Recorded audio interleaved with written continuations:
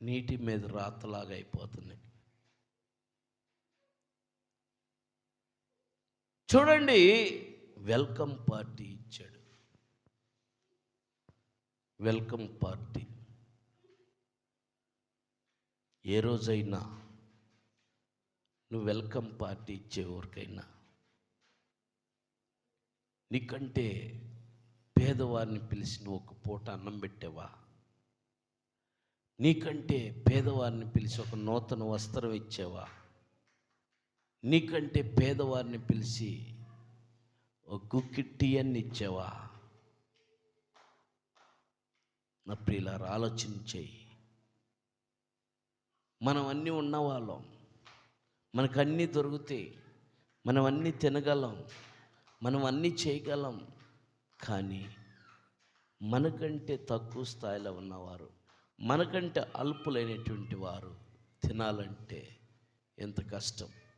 ఈ sweet packet తినాలి, ఈ స్వీట్ ప్యాకెట్ కొనాలంటే కొనలేనటువంటి వాళ్ళు చాలామంది ఉన్నారు. కొనగలిగినటువంటి వారు కన్నా కొనలేనటువంటి వాళ్ళు చాలామంది ఉన్నారు. దాని ఖరీదు 200 అయినా కూడా, దాని ఖరీదు 500 అయినా కూడా కొనాలంటే కొనలేనటువంటి వాళ్ళు చాలామంది ఉన్నారు. మరి అలాంటి వాళ్ళకి నువ్వు గుర్తించి అలాంటి వాళ్ళకి ఒక స్వీట్ ప్యాకెట్ని ఇచ్చావా? ఆలోచించే.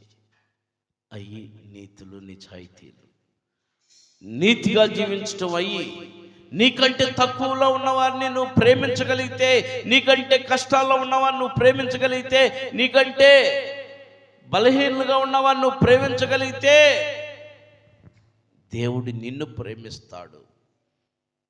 ఎందుకని నిన్ను వలె నీ పొరుగు వారిని ప్రేమించన్నాడు ఆయన. మరి నువ్వు ప్రేమిస్తున్నావా? ఈ హేరోదుకి ఏం జరిగిందంటే అవమానం జరిగింది. చూడండి, అవమానం, మాట వినంగానే అవమానం పాలయ్యాడు ఆయన. అవమానం పడ్డాడు. వింటేనే అవమానం పడ్డాడు. అవమాన జీవితంలో ఆయన ఏం చేశాడో ఆయనకి అర్థం కాలేదు.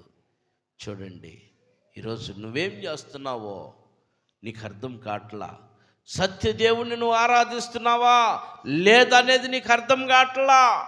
నీ ఇష్టానుసారమైన జీవితం జీవిస్తున్నావు, నీ ఇష్టానుసారమైన బ్రతుకుతున్నావు, నీ ఇష్టానుసారమైన మార్గంలో నువ్వు నడుస్తున్నావు. కానీ లెక్క చెప్పాలి, నువ్వు గుర్తుపెట్టుకో. ఖచ్చితంగా లెక్క చెప్పాలా. ఆ లెక్కలో నువ్వు కానీ తప్పుడుగా ఉన్నావా, నీ ఇష్టం అగ్ని ఆరదు, పురుగు సావదు, అందులో ఉంటావు. నువ్వు గుర్తుపెట్టుకో. దేవుని నమ్మి దేవునితో పరిశుద్ధురాలుగా సత్యవంతురాలుగా సత్యుడిగా జీవించవంటే పరలోకములో ఉంటావు.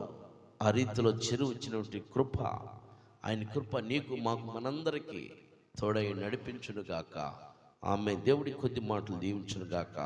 ఆమె ప్రార్థన చేద్దాం. ఒక్క నిమిషం అందరం కూడా నీ కుడి హస్తాలు నీ హృదయం మీద పెట్టుకో.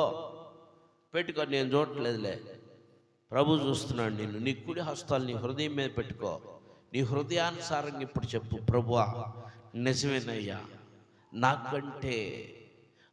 నాకంటే అల్పులైనటువంటి వారిని నేను ఇంతవరకు ప్రేమించలేకపోయానయ్యా. వాళ్ళు నా ఇరుగు పొరుగు అయినా సరే, నా శత్రువులైనా సరే నేను వారిని ప్రేమించలేకపోయానయ్యా. నా బంధువులైనా సరే నేను ప్రేమించలేకపోయానయ్యా. అల్పులైనటువంటి వారిని ప్రభువా అయ్యా, ఇది మొదలుకొని పుట్టుక దినాల్లో మేము జ్ఞాపకం చేసుకుంటూ ఉంటే, అయ్యా నువ్వు పాపుల్ని ప్రేమించడానికి వచ్చావయ్యా, పాపుల్ని రక్షించడానికి వచ్చావయ్యా, అల్పుల్ని చేరదీయటానికి వచ్చావయ్యా, అల్పుల్ని పైకి లేవనెత్తడానికి వచ్చావయ్యా, అల్పుల్ని రక్షించడానికి వచ్చావయ్యా, అల్పులకి సహాయం చేయటానికి వచ్చావయ్యా. అంతటి పరిశుద్ధుడు నువ్వు. అంతటి ఈ యొక్క అయ్యా ప్రపంచాన్ని మాటతో కలుగు చేసినటువంటి నువ్వే అల్పుల కోసం వస్తే, అయ్యా మేము ఏ పాటి వాళ్ళం? అయ్యా మాలో ఉన్నటువంటి అల్పుల్ని మేము ప్రేమించగలిగే కృప మాకు దయచే నాయన. వాళ్ళకి మేము వస్త్రాలు ఇచ్చే కృప మాకు దయచే. వాళ్ళకి మేము ఒక పూట అన్నం పెట్టగలిగిన కృప మాకు దయచే. వాళ్ళకి మేము ఒక పూట తీయగలిగే కృప మాకు దయచేయి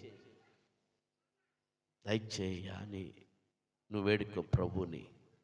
ప్రార్థన చేస్తున్నాను. ప్రేమ కలిగిన తండ్రి, సేమ్ నాకు కూడా అదే రీతిలో నీ కృప దయచే.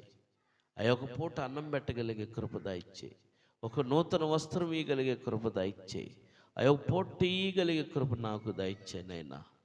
నేను కూడా నాయన వెనకడుగు వేస్తున్నానా అయ్యా, నన్ను క్షమించయ్యా.